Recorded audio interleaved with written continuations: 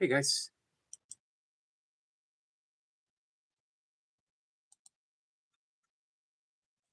just a second. I believe our friend Adam's going to come up and we're going to chat about whatever. I think he specifically wanted to talk about the third eye and Christ oil. Um, I do not know much about Christ oil. Hey Norman Price. Hey Icy. The third eye, Arjun chakra. The fun thing to talk about. I don't know if that's going to be a long topic though, but something always comes up with Adam. Um, we have rescheduled with. Hey Ellie. Ellie says, "How are you?" I'm good, my friend. How are you? I've rescheduled with Go for Friday. He was unable to. He was caught. He was traveling, and things just did not work out. Tuesday, Tim Frake, best-selling author, philosopher. I think you're gonna like him. Thursday, we have switching things around in the afternoon. Hey Anna. Let's see. My back is feeling a little bit better. We'll see. I did. I practiced headstands this morning. My second yoga round, and that's not always good for my back. We'll see. But it actually feels a bit better. Hey, Michael. Um, Thursday in the afternoon, James Path, another author, a mystic, he will be up. Guys, I hope you have questions for both of them. And then Lucy's going to read cards in the evening. Squirrel Sniper is up Tuesday.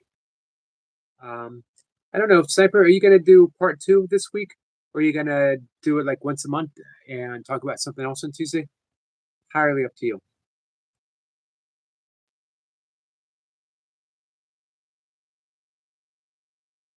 Ellie says, anyone come out? Yep, Percolated Fish is going to come up. This is a casual conversation about stuff. I think he's going to come up.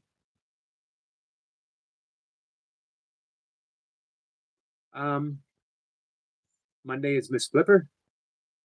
Tomorrow. And I reached out to a friend, a yogi. I'm just a yogi. I'm just a yogi for a reason. I haven't practiced for a long time, but I'm still just a yogi.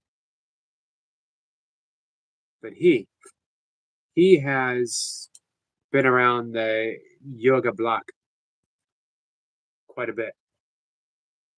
He is also the one to ask about. If you have questions about Kundalini, he's the one. I asked him to come up and talk specifically about. I haven't heard back from him, so I don't want to say for sure that he's coming. But he's always been very kind to me. I asked him to come up and talk about the pain body.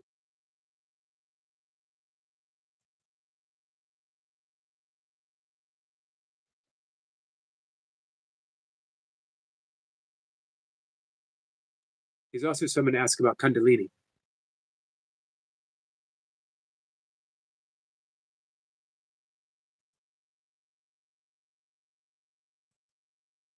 Hopefully that'll be soon. In the meantime, here we are. What do you guys want to talk about? Hey, Marlon. Hey, Dolly. Hey, Dolly. Are you still here?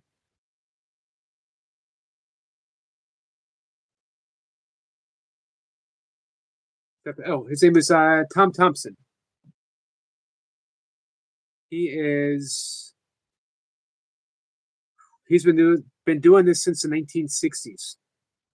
He has studied with Swami Muktananda. He has studied with some Tibetan masters. Like I said, he's been around the block. Oh, he says, you want to talk about what I like doing? Hey, Adam. This is it.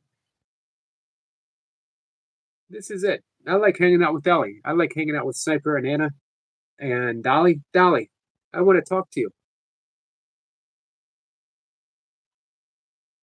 I want to say something specific to you. I want to let you know how much I appreciate the fact you are like a love troubadour. You're like a troubadour of love. I see you just popping up all over the place with the same message. You just go place to place to place and give a loving message. I want to tell you how much I really, really appreciate you, Dolly.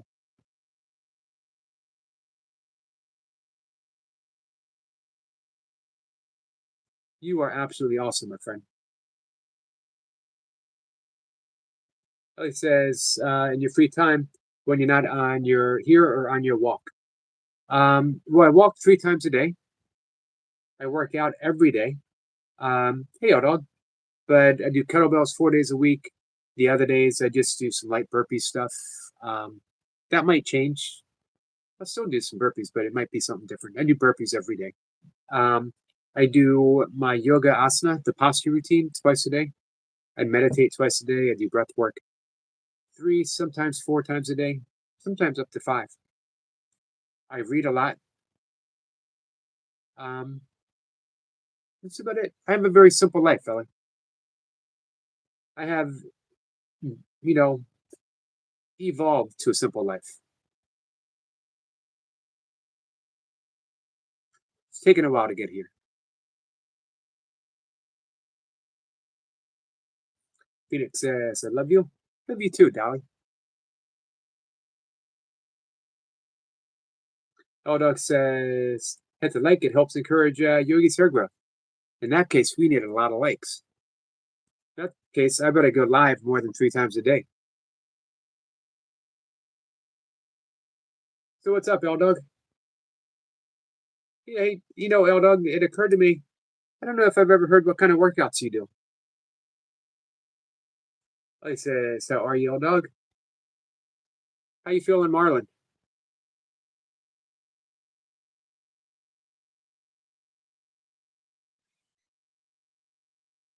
Hey, Lucy.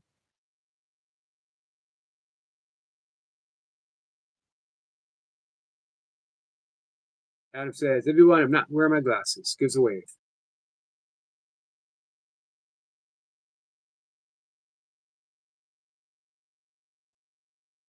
Ellie says, Dog, what's the new two? Ellie says, Lucy, love, thanks again for this morning. Did you get a card pull, Dolly? Dog says, Ziggy, strength based, uh, overhead, and rows, and so on. Nice. I'm glad to hear you doing overhead presses. That's something that's fallen out of favor. It used to be way, way back in the day, before my day, really, but still back in the day. When someone would say, how much could you press? They meant how much could you put over your head. That was a true test of strength.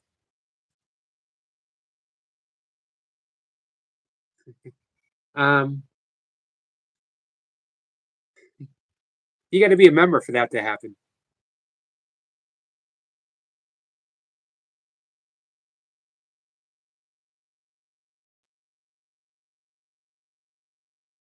You now have adverts in the chat on Android phones. Eric, new feature on YouTube. Huh, interesting. Nobody, how are you? Hey, Fred. This is a unassembled technician. Have a great day. So, what's up with the unassembled? Do I have to assemble my technician for them to come over to assemble something? Seems a little redundant. If I could assemble a technician, I wouldn't need a technician to come over to assemble something. Oh, he's going to go back to brother. It's a strong press. I used to do a lot of overhead pressing. I spent a lot of time on Olympic lifting, in which all I did, overhead work.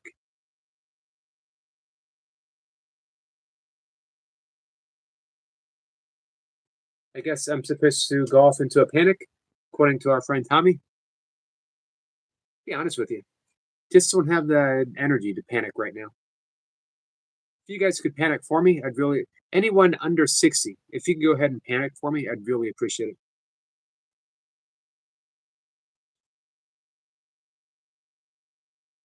Lisa said I had many, many questions asked during my life. My jaw and voice got sore. I bet. Dolly is thinking. Stephen says, "Come on, try saying hi."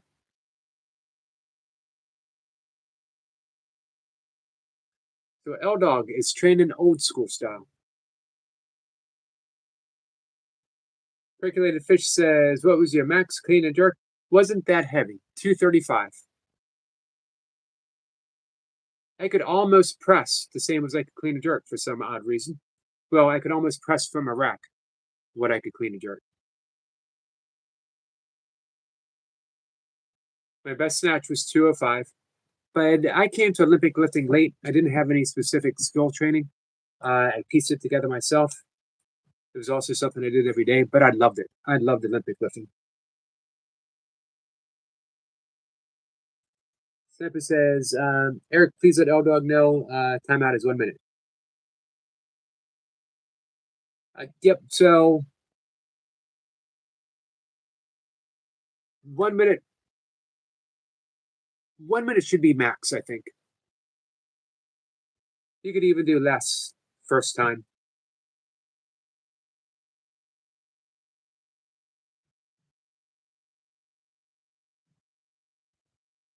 Give people a chance to come in, make amends if they want to make amends, or if they need to. You don't really need to. Let them come back and try to be funny. That's the big thing. Can you come back and try to be funny? If we time someone out for not being funny, here's the sad thing. Most trolls simply aren't funny. Some of them are. Some of them are very funny. But the majority of them, nope. But I like giving them a chance. Dominic. Speaking of which, it's Mr. Clean. Unfortunately, that's not funny or original. Because everyone says the same thing about a guy who's bald. There's got to be something better. Dominic, my friend, you can do better than that. Hey, Lamar. Lamar, how are you? Hey, Russell. I have faith that our friend Dominic can come back in and say something funny. Hey, Adam, do you still want to talk?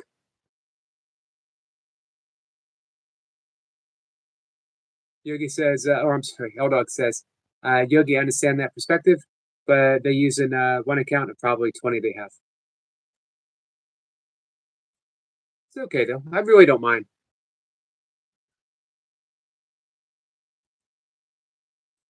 I don't know what the Rainbow Mafia is. Sounds like fun, though. I do like rainbows. Phoenix says, faith is important, Yogi. Faith is important, Dolly. It is important. I have faith in everyone. I wrote about that this morning.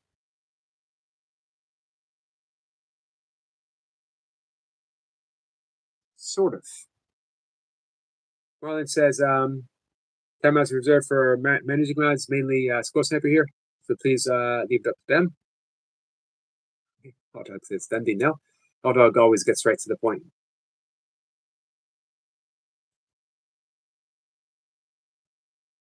I appreciate, L Dog has said he does not like seeing me disrespected. I appreciate that. Lucy says trolls are funny, and your response to them is funny as hell, Yogi. That's the thing. Can you have fun with what's happening? Audix says moderating seems to be my nature.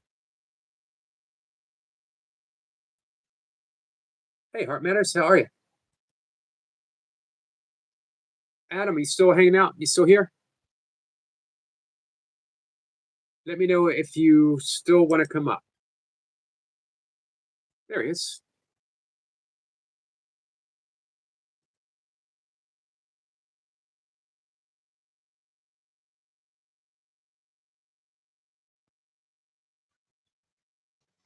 You look different.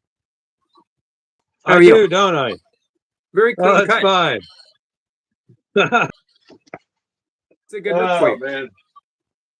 Thanks. Do you remember I told you I had a print of an old English teacher I had that he doesn't look like. You're much more handsome, Yogi.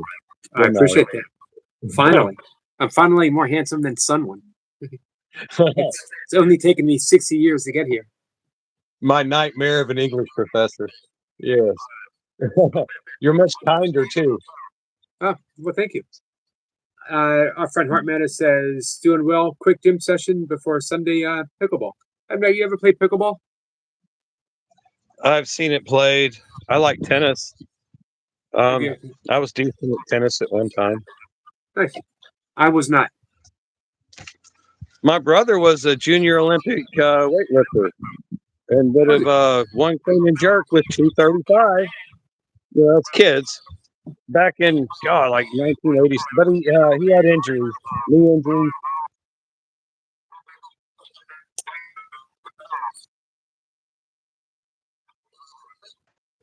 I never got injured Olympic lifting, but I did get injured powerlifting. Ah, yeah. Actually, John played football, so that's probably where he got his knee injury. Honestly, but yeah. Let me answer a quick question. Nahan, am I saying that right? Man in USA safe. I'm asking because I saw a body cam video of a cop in YouTube. He found a child's body in car's trunks. I didn't get to sleep the whole night. It was freaking bad. I think the United States is safe, but I think we have problems.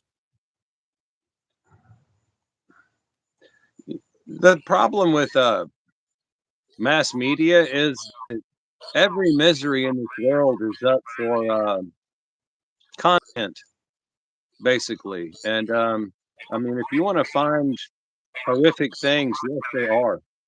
And also, I think some people say we're getting towards the end of Kali Yuga or whatever, but you know, mask will be dropped, misery will be obvious. That's what I hear anyway. But yeah, it's bad everywhere, but it's great everywhere as well. I like thinking you're right about media and the news. Somewhere right now in the world, something good has happened, and it's never going to be reported. Somewhere in the United States right now, no crime has happened. Somewhere right now, someone was extremely kind to someone. And it happens more than any of the bad stuff. But what do we focus on? Yeah, it does. Yeah, it does. You know, I love the people who sell my groceries, who sell my tobacco. We have a great building supply company here. They always help me because I'm an airhead, you know, so it's a beautiful world. It is. Hey, it's a beautiful world, but is it a real world? You and I've talked about this a little bit before. It's a great concept. It's a great knowledge, really, to know this is not the end of things. I mean, is it real? I used to say, you know, let me shoot you in the foot. You see how real it is. You know, the experience is real, right? But experience isn't permanent. And until you can find your permanent center, you'll flail about with fear and loathing and whatnot. Now, coming in better. Am I coming in pretty clear? A little bit better. A little bit better. Okay. Any way you can turn the volume up a little bit?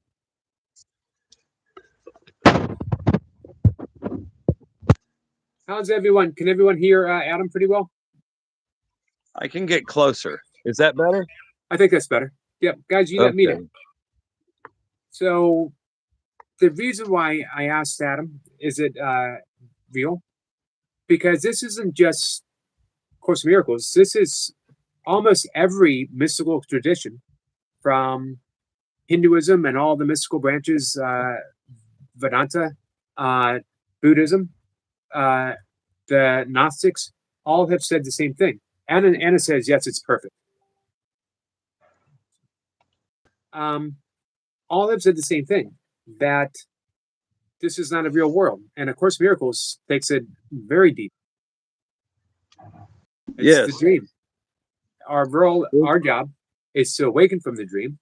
In the process, we get to create a happier dream.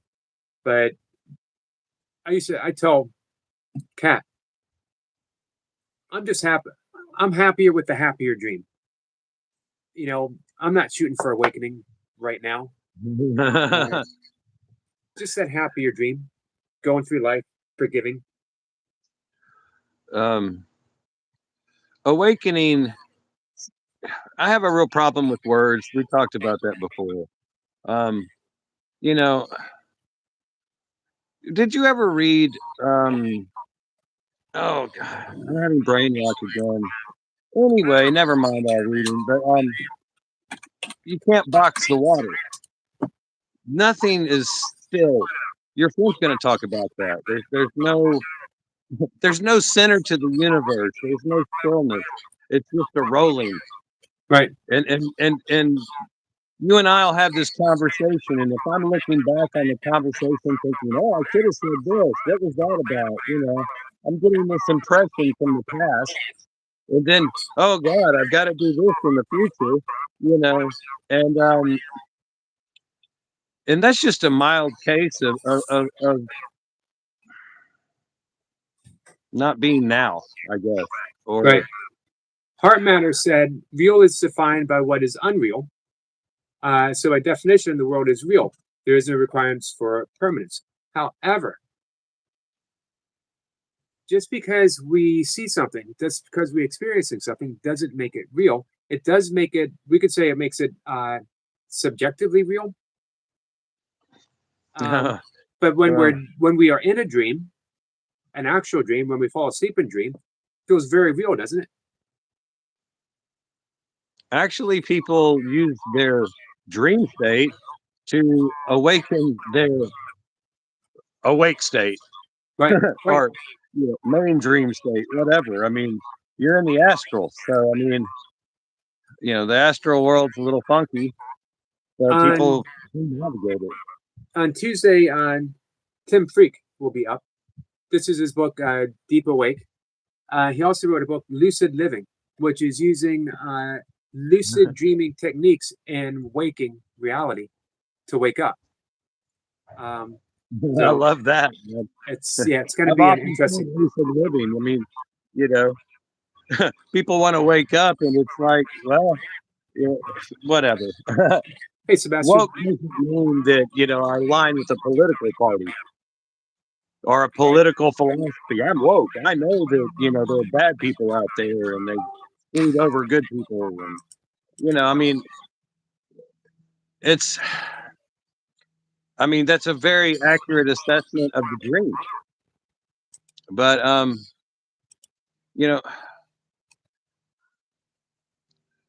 I like the way Minyar Rinpoche talks about floating above the river and watching yourself swim. We're all little fishies in a river, and if you can pull yourself out of that and watch the river and look at yourself swimming, it's more of a spiritual, astral projection type of consciousness or something. Right. But the further you can remove your character from a story, you really get a good look at it. I see my character very clearly. I'm a burned out, I don't really want to do much. If I was in India, I would be allowed to wander off into the forest with all the other old people, and we would do our bizarre old foresty thing, and leave these youngsters to their, to their chasings. I want to present Heart Matters. Says you can say that the unreal is anything that cannot be measured and give consistent results regardless of who does the measuring. I suppose. Sure. I mean, go ahead, Yogi. You have something better to say. I'm thinking like you said about, hitting someone with a hammer and saying, was the hammer real? Or, I use the example of my desk all the time. The desk is very real, and I stub my real toe on it probably 3 or 4 times a week in the morning.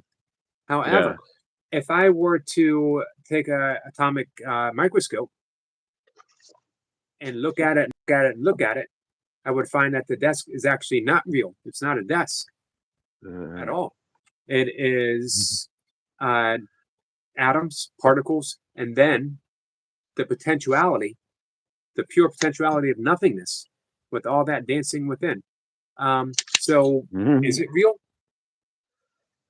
I mean, measure. Yeah.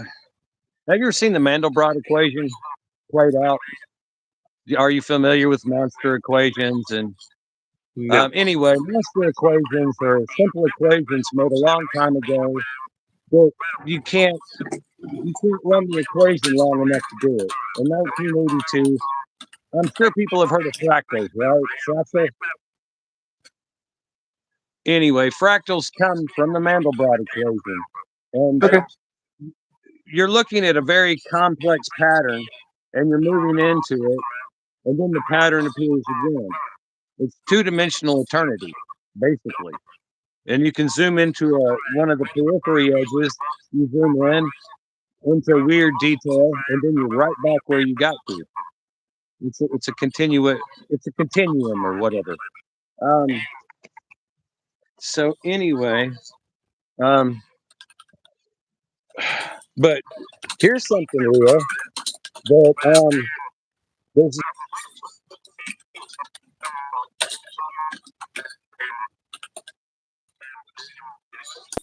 come from programming, childhood programming, political programming.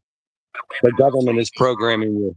Anyway, but it comes from programming reactions. So if you separate yourself from the situation a little bit, give it thought, and try to respond in a loving manner, then you will be amazed at how smoothly things go, and you'll also be amazed at how fighting against something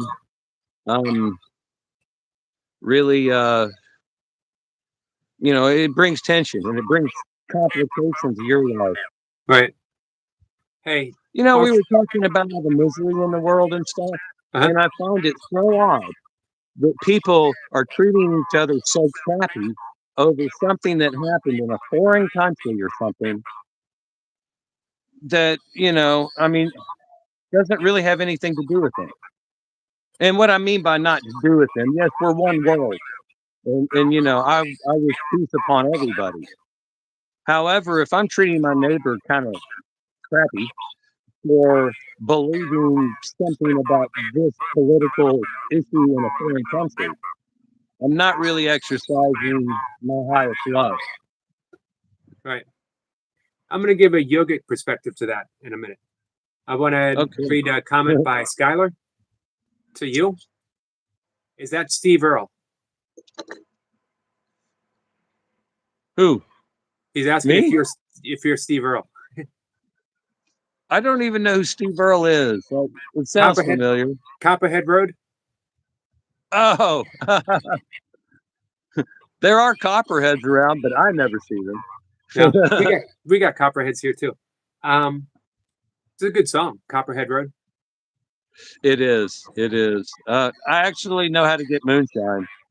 Do you? Although I'm a legal abiding citizen, but I know how to find it here.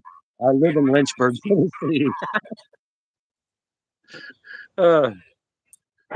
Anyway. Heart Matter says everything is made from atoms and different configurations and mixtures. This doesn't take away from the larger descriptions such as a desk. No, but it makes us question reality as such. So what is the reality? What's the reality of a desk? Is it me stubbing my toe, or is it the configurations of atoms? Or is it the nothingness that the atoms spring from? Physics is funky, I mean, if we want to get into physics, if you're a physicist looking for a atom, you'll find a structure. If you're looking for a wave, you'll find a wave. Right. What was the cat? Was it Heisenberg's cat or Schrodinger's? Schrodinger's cat. Yeah. And we're coming across way more funky things now. I mean, I think your more theoretical physicists are finding 7 dimensions, 9, I don't know how many dimensions. I will say I can't stand oh man, I can't think of them now, but imaginary time, what a crock of crap. I mean, every moment creates another, superset of moments. So, everything is possible through time. I can't scratch all that. I can't even think of the author. I hate lazy physics. Really, there's a great theoretical physicist out there who is talking about that inside an atom is a black hole. Inside every tiny little thing is a black hole. And the trip is that they are the ultimate black hole. Wow. There's just one huge space, and all matter comes from one central point. Right. We can't see it. Mathematically, it makes sense. As I mentioned before, James Path will be here on Thursday. Loves to say that there's a solid nothing. There's no. It's an impossibility. There's no such thing as a solid anything. So, again, that puts us question of reality itself. If there's a solid, if nothing is solid, if there's a solid, anything not being solid. But let me give it the yogic perspective of getting it away a little bit from physics. That we don't see reality. I don't see the reality of Adam or anyone here on the channel. What I'm seeing is all through the lens of what in yoga and Buddhism they call the kleshas. Kleshas are also translated as afflictions. So the 5 afflictions of the mind. Everything I see is seen through the lens of my attachments, all the things that I'm attached to, or my aversions, all the things that I'm averse to, or my false belief that I am an ego, or my fear of death, my fear of separation, my fear of being finite and small. And finally, the last aversion is ignorance, that I'm not even aware of all those other places. So I'm viewing the world through all of those lenses, trying to make sense of it. But none of it's real because I can't see past my aversions. My favorite lens is the ignorance. However, the ignorance being aware of the others. Because, I'm going to get out. It's Sunday, so I'm going to quote some scripture. Vanity, vanity, thus saith the preacher. They do all this stuff. They chase all these things. They accomplish. And in the end, Solomon says, the best thing a man can do is enjoy his labor. Yeah. Right. So, but anyway, back to Thank you, God, what were Sunil. we talking? But in the Gospel of Thomas, it says, "Seek and you shall find, and when you find, you shall be troubled, and when you are troubled, you shall be amazed." And then, I'm going to leave the last one off for anybody who's really interested. Go look it up yourself. But I mean, I'm in a state of amazement. I'm amazed at how silly I can be. I'm amazed at how silly other people can be. Right.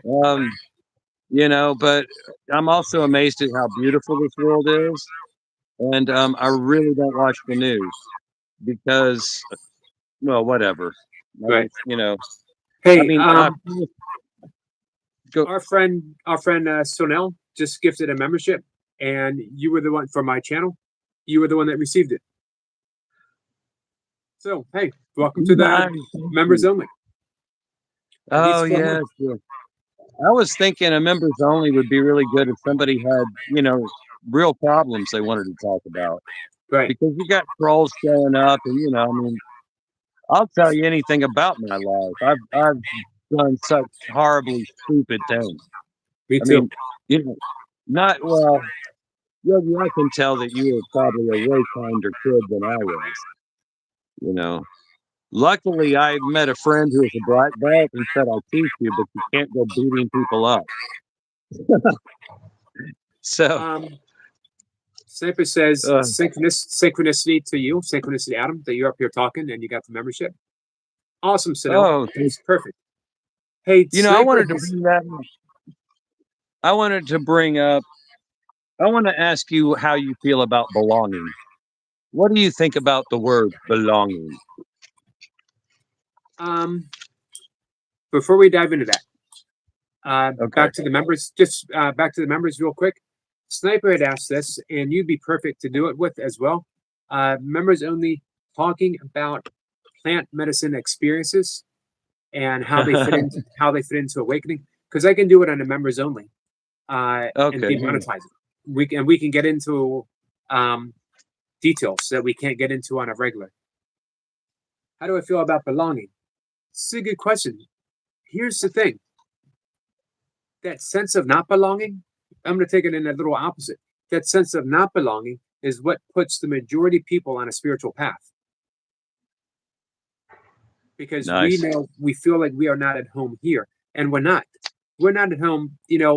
Marianne Williamson loves to say, people ask her all the time, how could a loving, unconditionally loving, forgiving God create a world in which children die of starvation, in which there's such political division that someone literally gets assassinated because of their thoughts and beliefs, that we live in a world of crime and horrific warfare all over territory, imaginary lines, that people are treated in such a way because of the color of the skin or because of their religious beliefs.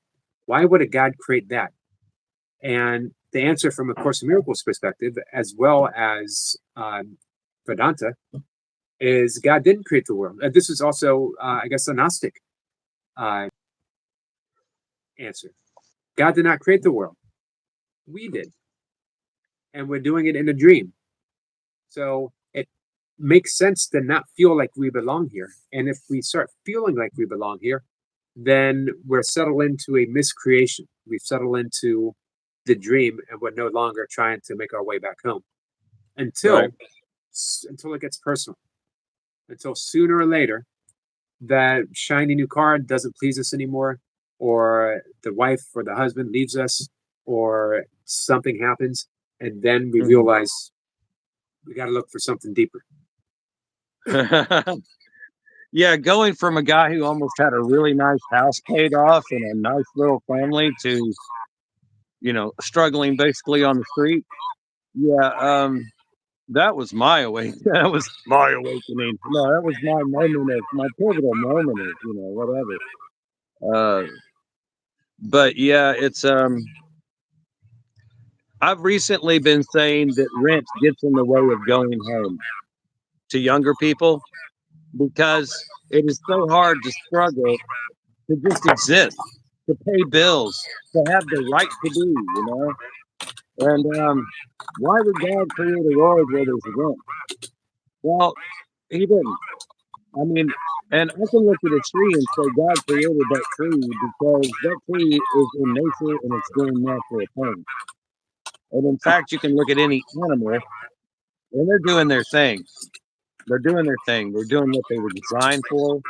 Even dogs are designed for certain chores, and they do it excellently. You got healers, you've got Great Pyrenees, there's such intelligent design I find in nature. However, in man's behavior, I find nightmares, love stories, attachments, weird groupings, whatever. I mean, things that are unnatural. Um, Man is the most unnatural thing on planet Earth for me. right. Mankind. Woman, I don't mean to be a misogynist. It is. Let's see. Toy Pup says, "Love these vibes. So peaceful, beautiful, and relaxing. You're a superstar yogi master." Well, I'm here with a good friend, making me look good. It's Adam's here making me look good. So, so the question: should we feel like we belong here? We shouldn't feel like we belong anywhere. Belonging is a box. I mean, I don't belong anywhere. Do I fit in? No. Do people accept me? Yeah, usually because I accept myself and I'm not really asking anything from the situation. I don't go to a friend's wedding expecting Billy Bob and Betty Sue to talk to me or, I just roll with it, man, and not that I'm better than I don't even know what I was talking about. But here's a question for you: Do you have you ever met anyone who was actually named Billy Bob? No. That's why I use it so much. It's the Right. universal unoffensive. But It's a Southern thing. Whenever you talk about someone in the South, a lot of people say, Billy Bob. But I wonder if anyone We've has known actually ever Billy met. Bob, but nobody's met him. Right. He won't come out of his trailer. So Sniper says that's the search, Eric. How do you separate belonging and complacency?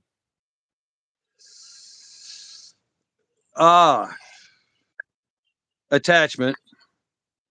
It boils down to attachment. I can be on a baseball team and have a great time and be a great player. But, if my team is beating up the other team, I'm not going to join in. It's just a game, you know. I went to MTSU. Does it matter if their team wins? Not really. I mean, I kind of hope they do because, I'm a Slide alumni kind of guy. My kid goes there. My son goes in same college. But anyway, whatever. I don't take here's a good example. I take my friendship with you, Yogi, very seriously, and I enjoy it. Am I part of the Yogi team?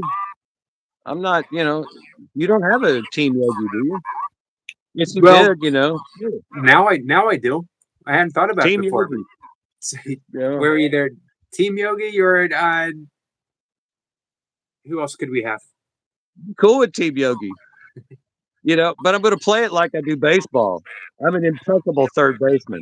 I was, but I play with them all my heart. But, I mean, it's just a team. It's another grouping in the game of life. Right. I think, originally when you said, my thoughts on belonging, and I'm thinking, it feels good to belong in your body, to be at home and not fight it. You know what I mean? For you. But at the same time, I'm 60. I have a high mileage body. There's some mornings when it doesn't feel very comfortable. But we could take it in both sides. It feels good to have the sense of belonging of maybe we should get rid of belonging and think of being. I like that. I think there's a lot of words that people use that they don't really think about, but really affect their. Yeah, we got this monkey mind, I'm finally getting my monkey to just not act like a monkey on acid, Right. But still we got this monkey mind, and the words that keep rolling through our heads at times, we need to be very careful of what they are. Being is beautiful. I love sharing time with people. I like the phrase holding space for someone. Right. I do too. I think that's a very accurate term. But I love the terms in A Course in Miracles. It's simple. Oftentimes when I go shopping, I tell myself I am the light of the world, and my brother will save me. Somewhere in the Course it says my brother is my salvation. Right. Who is really just me, or whatever. I mean, but I remind myself of these things before I deal with public, which I do very little of, honestly. So maybe I am complacent. I've thought about being a counselor. I thought about, I learned Reiki, and I don't know if you can see my hand, but I have a pinched nerve up here, and it affected my hand. And you know, I thought, well, I'm not going to be a Reiki master with a gimp hand. But anyway, it's just I a don't. story, and I'm rolling with it, and I'm trying to adjust. Vicky says you don't belong and nothing belonging to you, but only your being its true essence. Very spot on. I mean, yeah, you can't have anything. All you have is right now. Right. You can hold on to it. Vicky came in strong, talking about Vedanta very early in our conversation.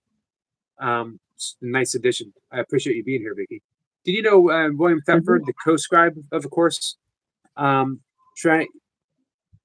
of the psychology department at Columbia University, he was trying to understand what was happening with the course.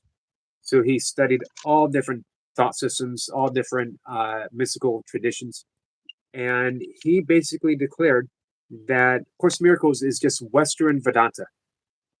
It's Vedanta for the Western mind, a way that we can understand it. Nice. Well, thank you, Vedanta. Yes. You know, I find truth in everything. And the funny thing is, there's a lot of truth in a Kiss song. I'm only going to sing a couple of lines. They're all the same. I was made for loving you, baby. You were made for loving me. I can't get enough of you, baby. Can you get enough of me? If you substitute that for life, love, or whatever, if your baby is life, wow. You know, all of a sudden you elevate the song to I'm gonna fire all my guns at once and explode into space. Like a true nature child. I was born to be wild. Well, you went from Kiss to Steppenwolf. Well done. Thank you. You know, that line from Kiss, if you took out the baby, that could be in the text of A Course in Miracles. It could. I was made for loving you. You were made for loving me. To give and receive are one. Who would have thought Gene Simmons was a mystical genius? You know, I mean, we're all pulling from something. I mean, this might not be reality, but we are bringing these things into existence somehow, from somewhere, from something permanent, something more real. Right. Hey, TMB. Welcome from Dolly's, my friend. I appreciate you being here. Vicky says we are just self-experiencing ourselves in a different form.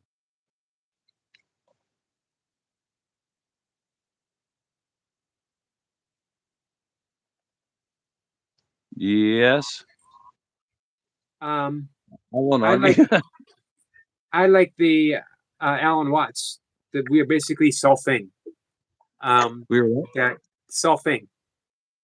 That as the ocean waves and a tree branches, the universe selves, and we are the self of the universe. We are verbing our way through the universe. SELVEING, solving, or SELFING, selfing.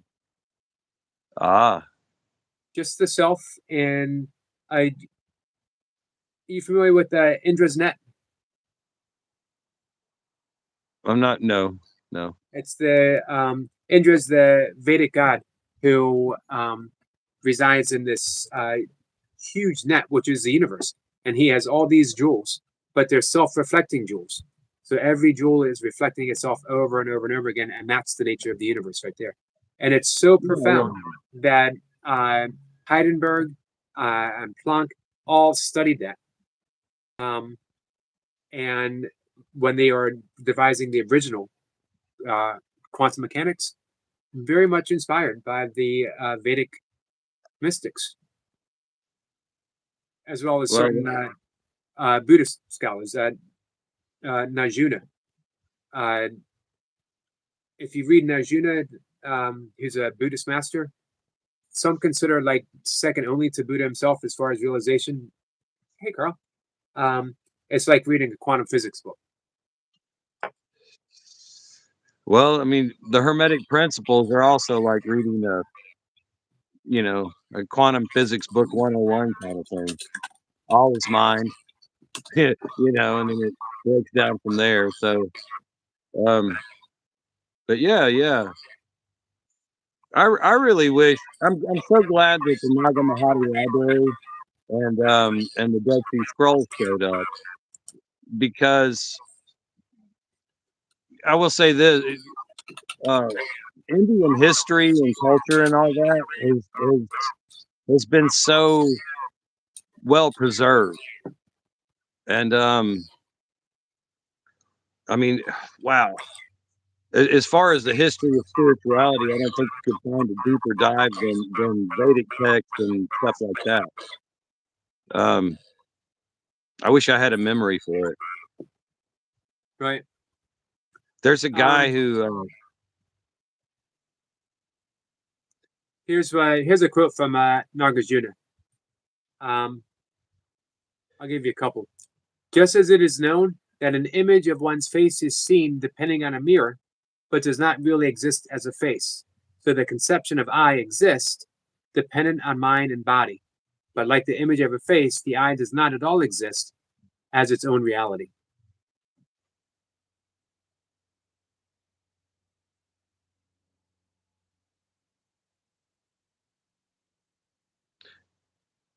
I wish I had that written down. I need to contemplate that for quite a while. I'll send it to you. Hey, you want to know something? Yeah, thanks. You had the perfect response to that. Because when you're faced with such a truth, when you're faced with such a profound realization, the only thing you can really do is sort of go, huh. It's perplexing. It is, and it's supposed to be, because it is beyond the mind and or the brain and the ego's understanding. But we sort of get it. You know what I mean? Right, right. That heart intelligence, a deeper, realization. Well, yeah. Because we can see ourselves in the mirror, we think seeing in this body have one thing, that they're glued together. Right. Sometime if you want, we'll do the Headless Way, Douglas Harding's Headless Way experiments, in which you get a profound Zen realization. You really awaken just by pointing, and looking in the direction with innocence and curiosity, the direction in which you are pointing. And speaking actually, we'll do it right now if you want. Sure, yeah. So take your finger and point. What do you see in the direction that you're pointing? Oh, nothing. Well, actually, I kind of see the hair on my lip. All right. Now, where is that hair? Where is that hair emerging from? Keep looking. Keep looking. Where is that hair emerging from? It's emerging from this face that I'm speaking from. Can you see that face? Well, of course not. So you have no actual proof. Have you ever seen your face? No. I've done a meditation where I tried to look inside my skull, but no. But and when you tried to look in front for your skull, what did you find? Images of what I thought a skull was. Right. Images. Whatever. But not your face, not your eyes. You've never seen your eyes. And yet, if you keep looking and you keep looking in this direction, in the direction that you're pointing, sounds are coming out. Hairs are coming out. Tip of a nose and rim of the glasses are coming out. But it's coming out from an absolute nothing. From an absolute nothing. And yet, this nothing... I've been sorry, go ahead. It's okay. As we keep looking, this nothing is aware. It's aware of my desktop, the big screen over here. It's aware of a phone. It is aware of this room. But where is the awareness itself? Oh. So in actuality, my head that I'm looking for is this entire room. If I go outside, it's the entire sky. Oh yeah, There's, yeah, yeah. there's no thing here in this direction. There is no thing here. That's the essence of the Buddhist Heart Sutra, that emptiness is form, form is emptiness. You are the emptiness, you're the capacity, the aware capacity for everything to be. As I'm looking in this direction and I see no face, I see your head where mine should be. Unfortunately for you, my head is where yours should be. I should apologize to you. So Obviously, I like it. I watch it too much. we are literally demonstrating the essence of Namaste. The space in which I am is saluting and holding unconditionally the form in which you are.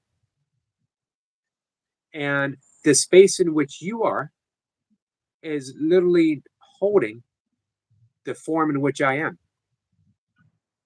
We are aware, empty capacity, and all we have to do is look and see. And if you really keep looking, you can go headless anytime and realize that everything is just appearing within that nothingness that is pure, unconditional, loving awareness, making no distinctions. I am aware of this stone. I'm aware of this bottle. Now I can use my attention to say stone or bottle, but it's never split in awareness itself. I am aware of Adam in the same way that I am aware of anyone else who comes up on the screen, regardless of appearance or religion or nationality. Awareness itself makes no distinction. And I am awareness, meaning I am pure, aware, unconditional love. And all I have to do is point and look in this direction and see that absolute nothingness of which I am. It's a very profound experiment. It is.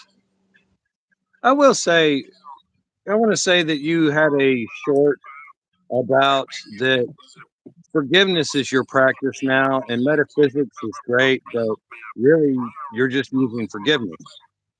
And I really like that. And it ties into this because the moment that I see myself is the moment I drop into character and take it seriously. Is the moment I can't see, I can't realize that I'm emerging from, a beautiful nothingness, so to speak. The moment I identify as a Republican or a Democrat, wow, or the moment that I say I'm an artist and I take that seriously. I mean, I used to find my identity in work, and what a mistake that was. But the moment I do these things, I'm not emerging from that beautiful point. I am creating a face, a boundary, trying to solidify that which cannot be solid. I lose sight. Do I see the world just perfectly crystally clear? No, I doubt it. Socrates was the genius in that he said, I know nothing. And the Socratic method is just a line of questioning. And, which is cool because the Course talks about there is no problem.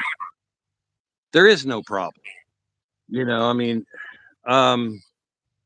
However, in the dream, we can ask and ask and ask, and we can measure and measure and measure. And when we do these things, it seems to help something. Sometimes. Oh man. We have a request from Marlon if we could do some breath work. And Sissy wanted to do some breath work too. I don't know if Sissy is here or not.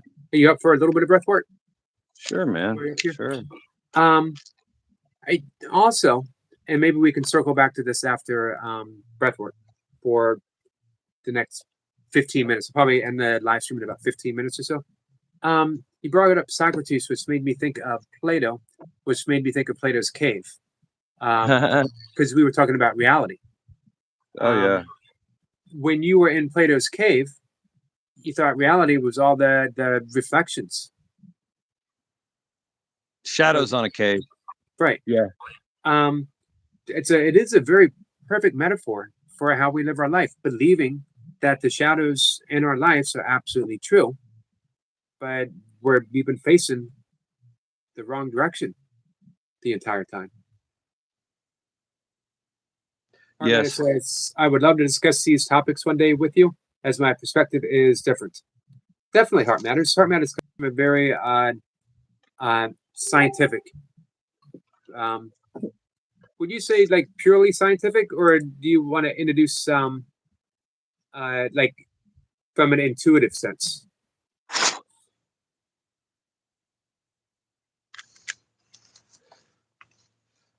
Heart Matters. There's a physicist that used to hang out with Carl Jung. They actually collectively worked on a piece of work or something. Do you remember the physicist's name, Yogi? He was a brilliant, monumental physicist around Einstein's time. And what was his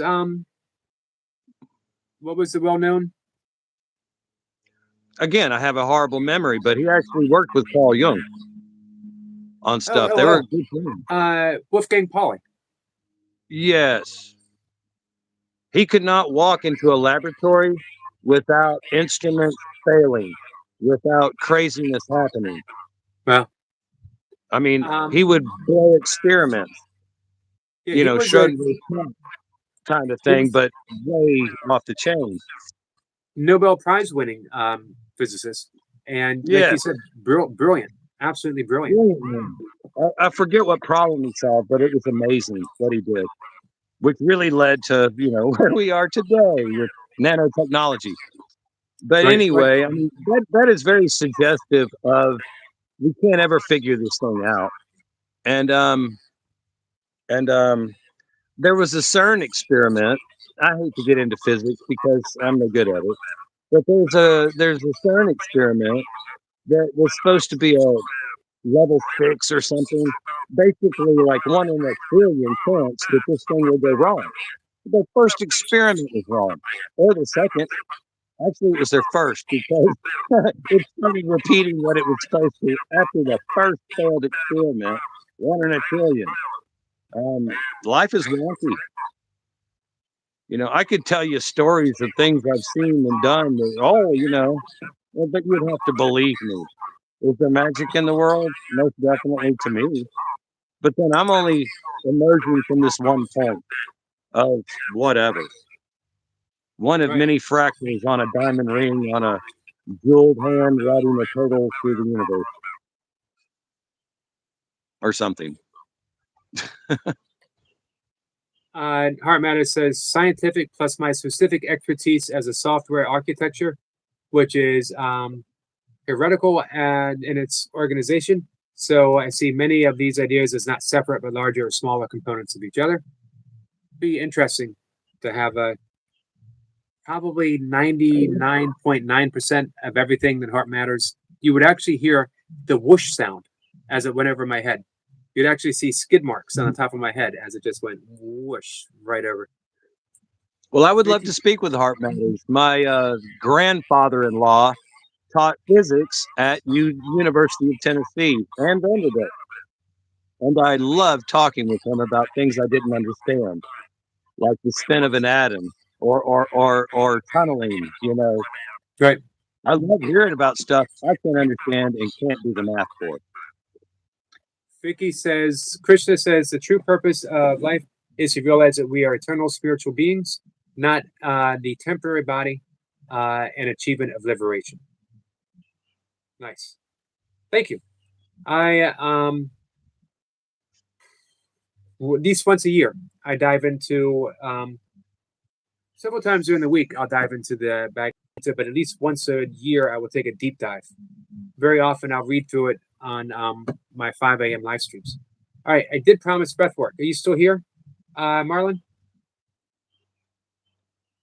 And anyone else who might be in breath work, just give me a thumbs up and we'll go ahead and do it.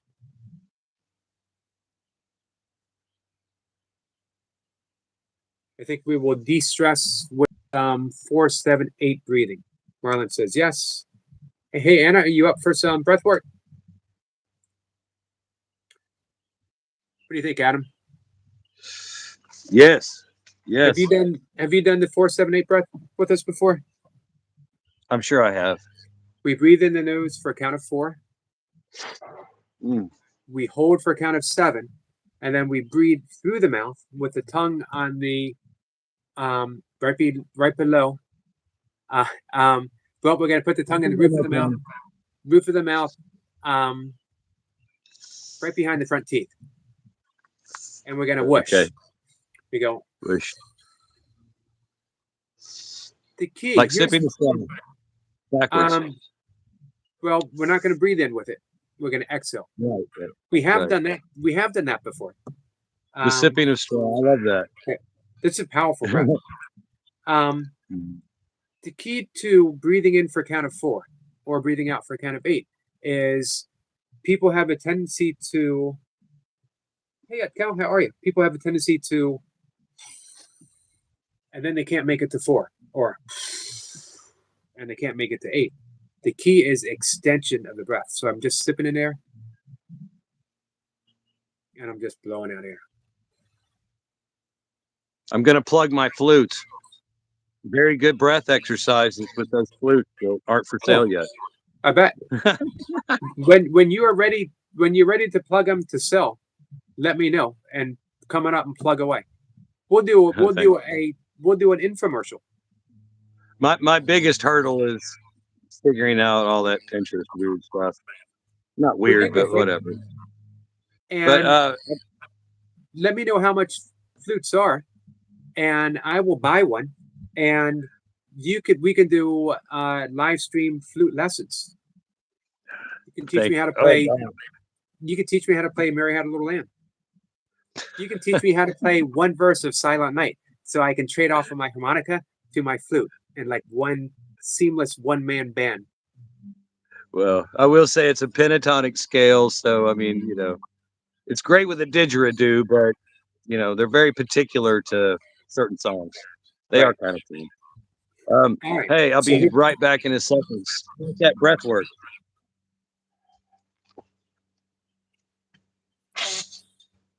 All right. As soon as Adam gets back, so just a second, and we are going to do the breath work. The 4, 7, 8 breath. We're going to do a very easy 6 rounds. So, you all set, Adam? Yes. All right. Breathe in and relax the shoulders. Just let them drop. The shoulders get heavy all the way down to the ground. Relax the belly. Feel the belly rising and falling with the breath. As we breathe in through the nose, the belly rises. As we exhale through the nose, the belly gently falls back. Every out breath, we get a little more relaxed and a little more relaxed and a little more relaxed. And a count of 3. We're going to breathe in for a count of 4. We're going to hold for 7. Exhale through the mouth with that whoosh. I will guide you all the way through. 1, 2, 3.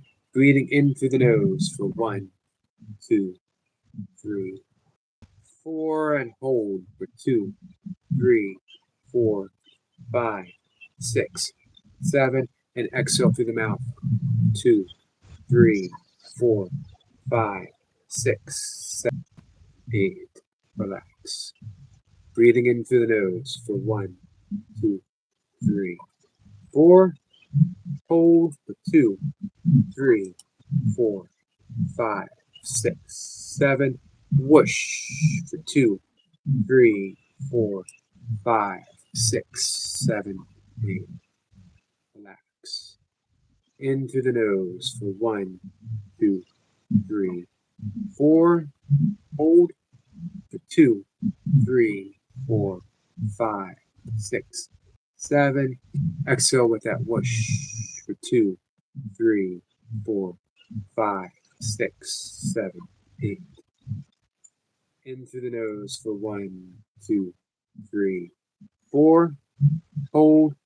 2, 3, 4, 5, 6, 7. Whoosh for 2, 3, 4, 5, 6, 7, 8. In through the nose for 1, 2, 3, 4. Hold. 2, 3, 4, 5, 6, 7. Exhale for 2, 3, 4, 5, 6, 7, 8. Last breath together for 1, 2, 3, 4. Hold. 2, 3, 4, 5, 6, 7. Exhale. 2, 3, 4, 5, 6, 7, 8. And let the breath go completely. Have it settle back into its own natural pattern. Breathing in and breathing out. And we're done. Hey, our friend Ukal, am I pronouncing your name right? Is how many short are you from getting 500?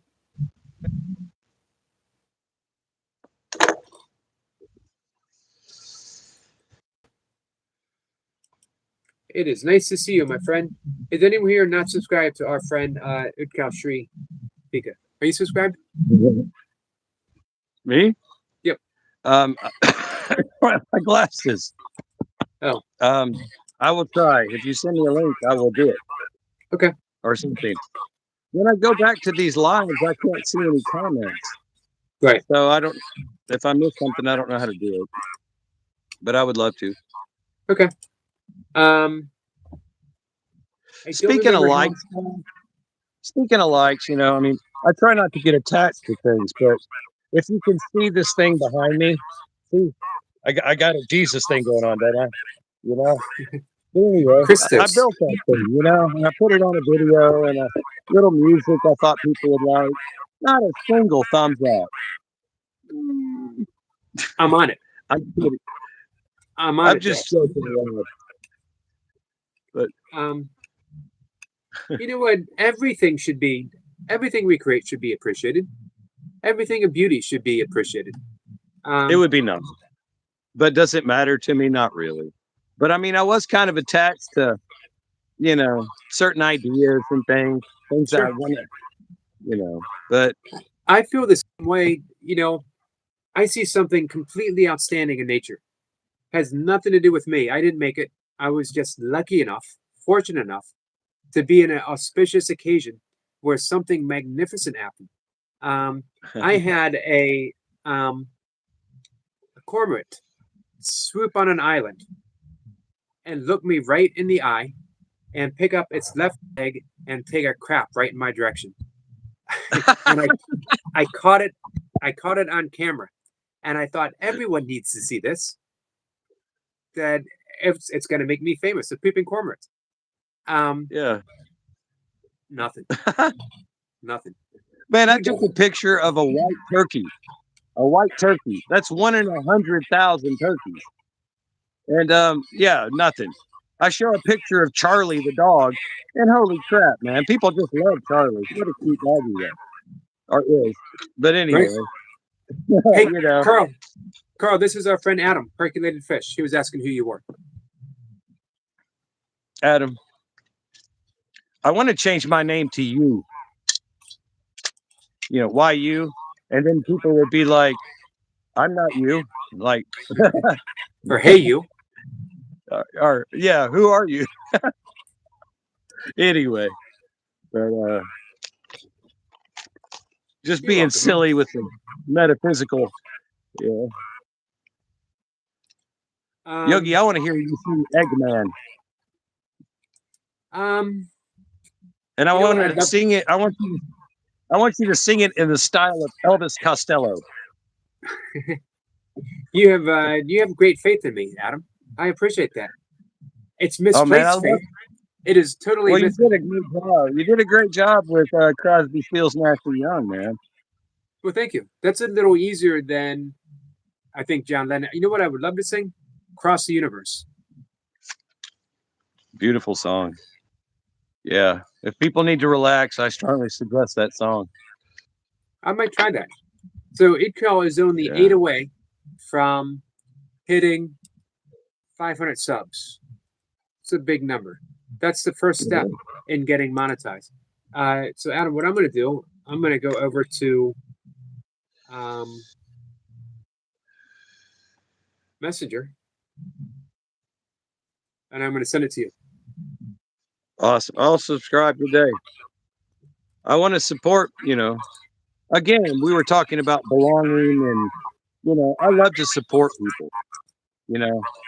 I might have a twisted mind that I'd like to find people on the side of the road needing help. Maybe I'm creating that. But I enjoy meeting people and especially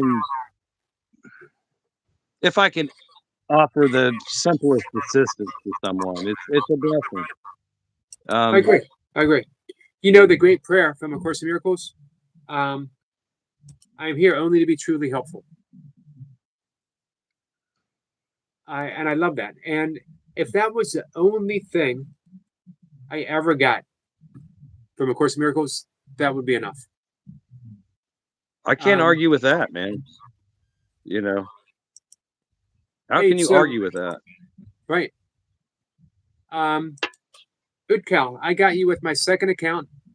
So that means you are at 493. Adam said that he's going to get you. That leaves you 6 away from 500. I see that you have a playlist. I will get your playlist up and running. We will get you monetized as quickly as we can. Jace, my friend, how are you? Carl says, whenever we monetize, you might be, Carl. Lee, thanks for coming man. in.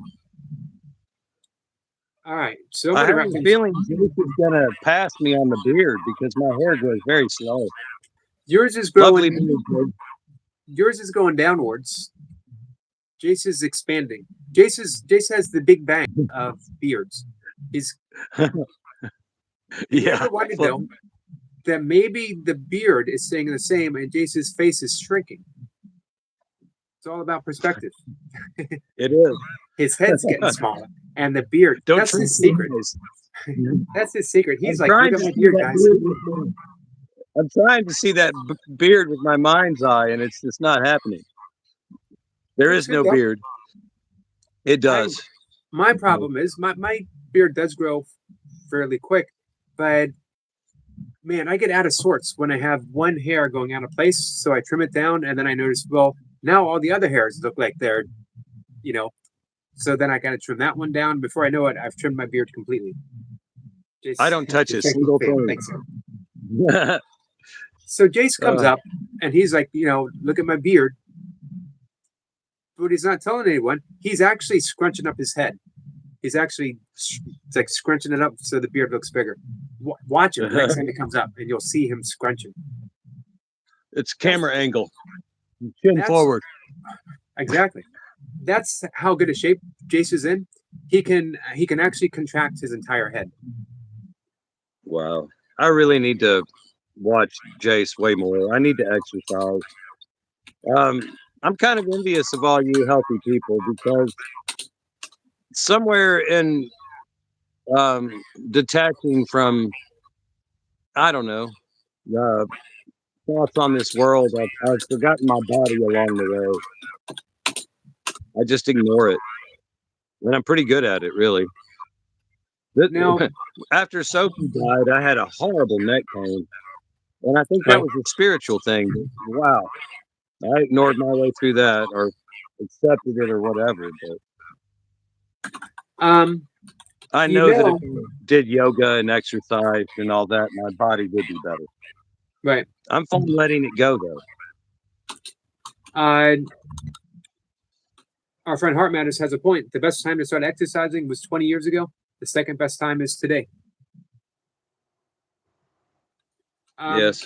Well, 20 years ago, I could pick up an engine block. 20 years ago, I could run a couple of miles and pick up an engine block, even though I've smoked all my life. So, did you tell me that you could jump on the top of a car? Oh, I could do a running, jumping sidekick over my car. Pretty well. I remember you mentioned that. I don't know. I never got a belt because I was privately trained. So I don't know. Actually, I did get a belt. I got a yellow belt and I got a green belt. But whatever. That was Potters and whatever. Right.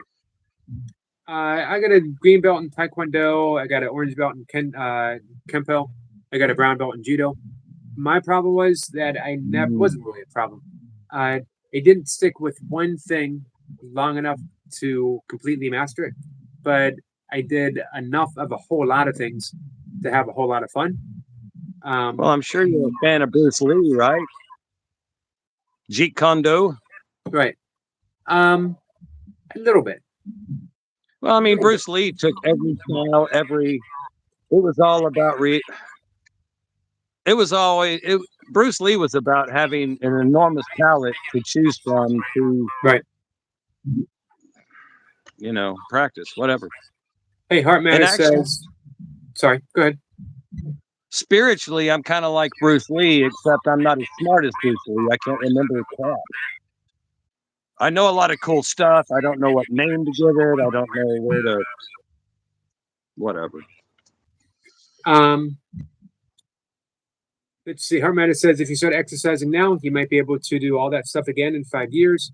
And L-Dog had said, where did L-Dog go? Vaping is better than smoking. Difference in energy levels is crazy. No, man. I'm sorry. I have to draw a line right there, man. Vaping is very dangerous. You're inhaling moisture and chemicals. I'm smoking raw tobacco. It has no additives, or if it does, they're very little. Is tobacco smoking good for anyone? No. However, I don't smoke prepackaged cigarettes with additive chemicals, and whatever. Sorry. That's okay. I'm going to get back real quick to exercising. It wasn't regulated, and there were a lot of problems from certain, make sure you get your vape from a very reliable source. Right. I do want to get back. That's okay. That's okay. Go ahead. I do want to get back real quick to exercising and Jace. If you go to his backlog, you see the shape Jace was in just a little over a year ago. And every workout is documented and you can follow along. He started out with 10, what was it, Jace? 10 sets of squats, 10 sets, or not 10 sets, 10 reps of squats, 10 push-ups, 10 sit-ups. That's where he started. And look wow. at it. In just over a year. I'm going to follow Jace, that's how I need to do it. Because, I mean, as far as if I did this stuff, would I be back to where I was? Oh, God, no. I'm 57 years old. Can I jump over a car again? I have back injuries. I have a fusion in my neck. I need to get up and do more yoga so I can get my hands better. For a while, right. I couldn't button the shirt. My hand went totally good. And not that I suggest it, but I'm not one to run off to a doctor. I know what they would do, and orthopedic surgeons actually scare me a little bit. So Jace says 10 reps of basic push-ups, sit-ups, and squats. Just try and get the whole body moving better. Jace will he'll take you up. And I noticed Jace knows a lot of good exercises for back pains, and he's really examined it, and I really trust him. Hey, I hang from a pull-up bar every day. It's good for the back. It's good for shoulder mobility. I changed the angle a bit today at a suggestion by Jace. Made a big difference. Little twist, little something different, and making a big difference. So everybody's encouraged me to be more mindful of my body. That's cool. I'm not such in bad shape. I mean, I played women's baseball 5 years ago, and I was a heck of a third baseman and pretty good pitcher, and not center field. I can't run like I used to, but I was okay at center field. But I'm throwing that out there for all those cricket fans in the UK, if there's any. You know, I'm sorry. The United States made cricket just a little more interesting, but not much.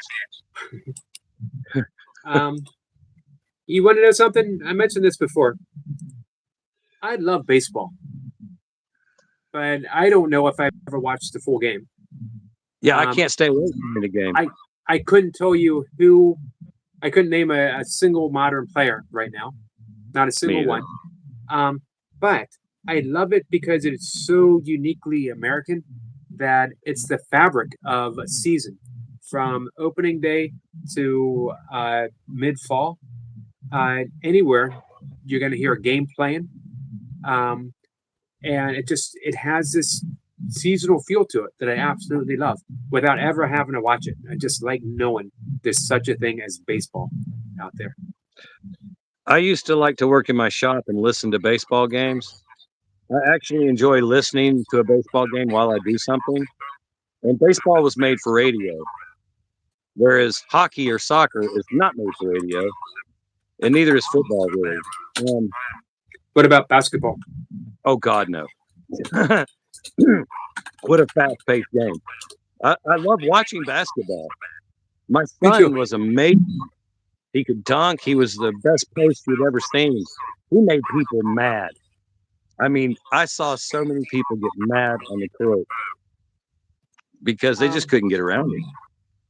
I love watching individual players in basketball who are just so outstanding at what they do. I love watching Larry Bird, all-time favorite player to watch, I think.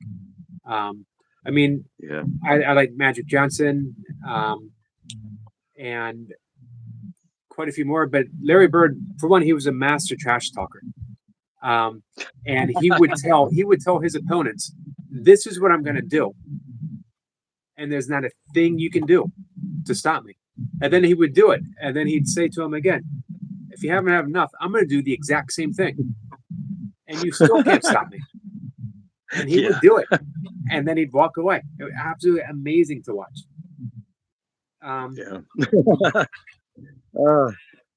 Elijah is a very considerate, calm person, but in games, I saw him get very prideful about his post position. Thanks, anyway. All right, we're going to wrap things up. Adam, I always enjoy you coming up in our conversations because we never know where it's going to go. We went from... I feel like a bad version of Ed McMahon, Yogi. You're a good Carson, but I don't know how I play Ed McMahon. I mean, I think you're a fellow Carson by far. Oh, thank you. Because we went from talking about reality, the dream, to going headless to baseball and basketball, and vaping and exercise without missing a beat. I appreciate that. Hey, one thing about the pointing that reminded me of is in the Rosicrucian methods, it's a lot of meditation with concentration on points in the body. And I'm sure you've heard of the Cave of Brahma. You know, the Cave of Brahma to the third eye to the... Anyway, it reminded me of finding the center of my head, my center. You know, my head center. Right. Or my heart center, for that matter. But,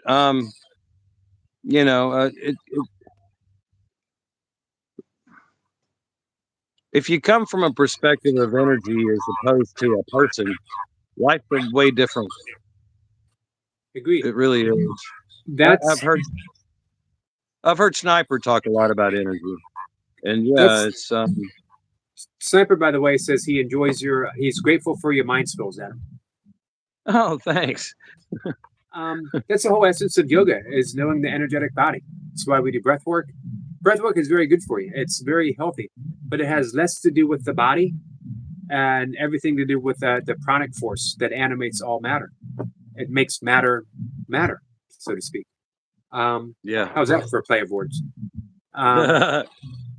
And same with the postures. The postures aren't to get in better shape, although you can get in better shape doing yoga. The posture is to know your energetic body, opening it up. And to somewhat control it. Yeah. Or to move it, you know. Right. To move it, Um, I'll use another sniper word, to move it intentionally. Yeah. Yeah. Which, you know, even a good body meditation is, you know, that. Right. You know, you'll talk about being aware of your feet or whatever while you breathe, and you know, wherever you place it. You and I have talked about Carlos Castaneda, right? Yes. You ever read what he wrote about running in the dark? No, and it's been years, but maybe. Let me see if I can find him real quick. This just sums up the energetic body. If I can find it, and then we'll end it with that.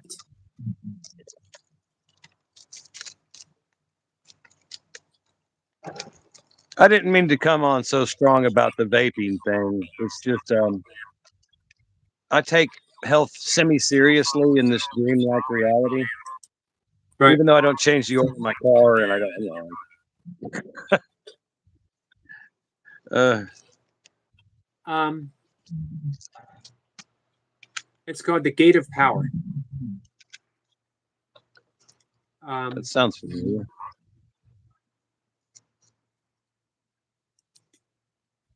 So I want to find a short quote, not something big.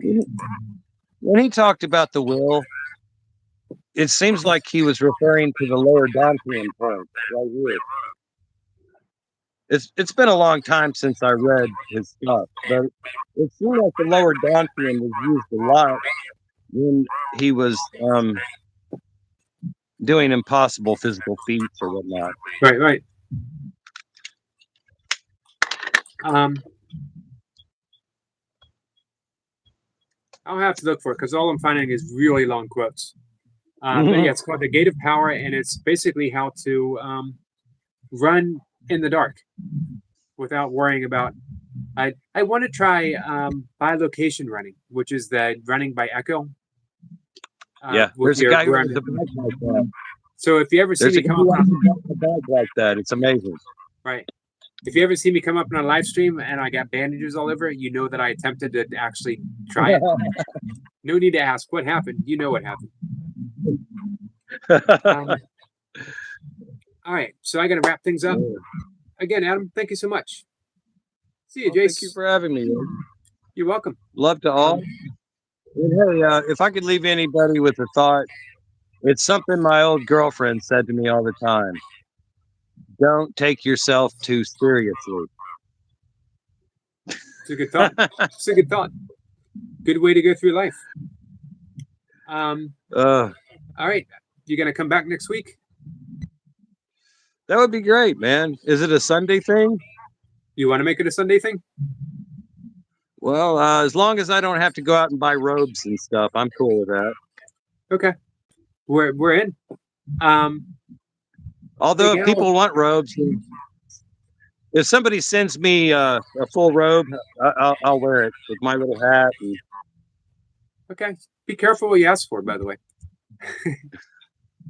Speaking of, if you want, I'll mail you that picture of Dr. von Tiefenhausen.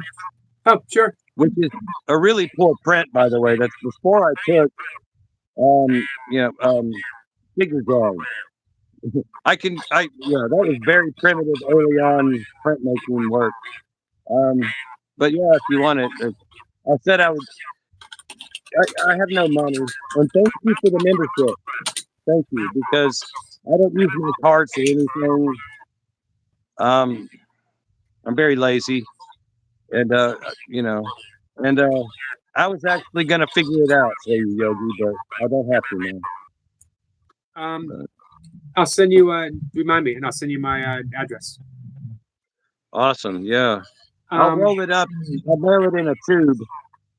You know, I would like to frame it for you, but I don't know if I could afford the postage. I would have to work 2 hours a day to afford that. Our friend Hartman has given me excellent advice. He said, Yogi, Baby bats practice for months with frequency and directionality of their clicks. So please at least do that before you start running at night. Good advice. I Mark have Meadows done, is like a very solid person. I like that. I have done extended running at night. 100-mile races, 24-hour races on trails. Of course, we have headlamps, but very often I'm someone that forgets to pack extra batteries. So I have been someone with a headlamp with no light coming out of it on my head. And you do amazingly start making, I wasn't doing the bilocation, but you do get this feel that, what Carlos Castaneda called the gate of power, where you're sensing rather than seeing. You have And to feel with your feet. Yes. And When since I you're wear running the minimal, dance, you have to feel with your feet. right, It's since I wear bizarre. minimal shoes, it's very helpful. Hey, a caution about that, Yogi. I don't take you seriously because I don't take myself seriously. But I used to be really into road biking, and I had a beautiful 1978 Peugeot Tour de France, and yeah, I was biking at night. Lights were almost gone. Right, the blacktop was pitch black. I hit a hole in the road about that big, and I almost wrecked at a high speed in the dark. But I warped my rim as well. So, all good racers, car racers, walk the track before they race. They're used to. Right. I mean, they really want to know that road. I think Well, you that can't would walk in the mountains. I think that would defeat my purpose of the gate of power, though. I gotta trust the gate of power. Right. I'll take the bumps. I think a lot of people experience the gate of power at points in their life. Like I think so too. when something happens and they react in such a where they barely miss an accident, or when they knock something off the shelf and they catch it before it falls. Are you familiar with Mihai Csikszentmihalyi's take all the valves and consonants and throw them together? He's a former Eastern Bloc scientist. Mihai is his first name. He's the first to document and categorize the state of flow, where everything drops away and the body just performs its own innate intelligence without the mind saying, do this, do that, because that would just mess it up. Slows it down. Slows it down. That's why you do comedy. Yeah. But go We've ahead. all been there. Probably training in a cave will help you. That's true. Well, I've spent a 2 days and 1 night in a cave in Tennessee. It was absolutely awesome. Have you heard of the Mammoth Cave in Kentucky? Yep, been there as a kid. You know they found another life form in there. No, I didn't know that. Yes. In this crazy world we live in, where all this politics and weird crap is on the internet, they found an entirely different type of life in Mammoth Cave. It is not carbon-based. Non-carbon based life in Mammoth Cave. Look that up. Pretty cool stuff, man. But speaking of Plato's Cave, we never finished it because he sees the shadows on the wall. And then he goes out to the sunshine in the real world. But then what does he do, Yogi? What does our hero do? What does he do? He goes back in the cave and tries to free the people that are staring at shadow play. Huh. And what do those people do? Do they go back? They kill him. That's not good. No, Plato is a bummer, man. Yeah, he is. But anyway, I always stopped with the analogy of just the shadows in the cave. I never followed through to the end and found out everyone got murdered. Jeez. You're a beautiful man. I love you. I finally have gotten rid of my addiction to horror movies. Interesting. But so for all those people waking up, I guess I would say don't push your waking upness on other people because they might kill you. according to Plato. Always stick to Socrates. Just ask questions. I'm just being silly, Yogi. All right, next week. Let's start out with Plato, and we'll move on to Socrates. So we'll start out with a bummer, and we'll work our way back up to something a bit more Happy for philosophy. sure. I think the happiest philosopher was Charles Schultz. Okay. Gospel according to Peanuts kind of thing. Woodstock was definitely happy. I'll tell you the happiest. Go ahead. My youngest son's nickname is Woodstock. Woodstock. Because he looks like Woodstock. I'll tell you, even better than the Peanuts. Winnie the Pooh, the Taoist master. The Tao of Winnie, yes. Is there a book? Is there a book called The Tao of Winnie the Pooh or something? The Tao of Pooh. Excellent book. Absolutely, I thought that was a book. And there's a sequel. I'll show you the sequel. I'll bring it up tonight if I can remember. The D of Piglet, and which is basically translated as like beingness, as we were talking about before, beingness of Piglet. But yeah. You know my favorite, Eeyore. Because, well, my favorite is all of them, but no one ever. Eeyore's a bit of a downer. He's always has to sit down. He's always pessimistic, but everyone loves Eeyore. They never ask him to change. They never say stop being Eeyore. They absolutely accept him and love him for just being him. Did Eeyore ever bring his misery upon himself? All of it was brought upon himself. That's what I thought. As all of ours is as well, without us realizing it. But again, what I absolutely love, and I always use the analogy also of Rudolph and the island of misfit toys, Rudolph the Red-Nosed Reindeer. Yeah. The great promise, Rudolph and Hermie the dentist, or soon to be, wanted to be the dentist. When they said when they make their way back to the North Pole, they will make sure that Santa stops and gets all the misfit toys and give them a home. They never say Santa will fix you. Yeah. They say Santa will find you a home exactly. You will be loved and cherished exactly the way you are without having to be fixed. I absolutely love that. Well, I'm a hell of a dental tech, just not practicing. Right. You know the story of John Henry, right? The sledgehammer? Yes. Yeah, he beat the machine, but it killed him. Right. They had competition. I'm not fighting computers. I am the John Henry of the dental tech world. Well, I hope you have a happier ending. Hey, I'm not fighting them. Have fun with your machine. I'm going to write a folk song about you. Adam, the John Henry of the dental world. I'm going to see what I can do by next Friday. Well, imagine me for 8 months working in dental tech hell. You can make that part of your story and how I liberated myself and walked away from fighting with the computer. I'll see what I can do. I will see what I can do. Just trying to give you backstory. All right. So I got to wrap things up.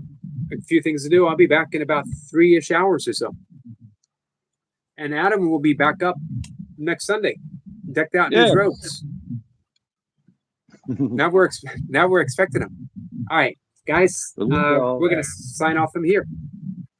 Love you guys. Love you, Adam. Love you too, Yogi. Take care, guys. I will see you later if you want to come by and hang out some more.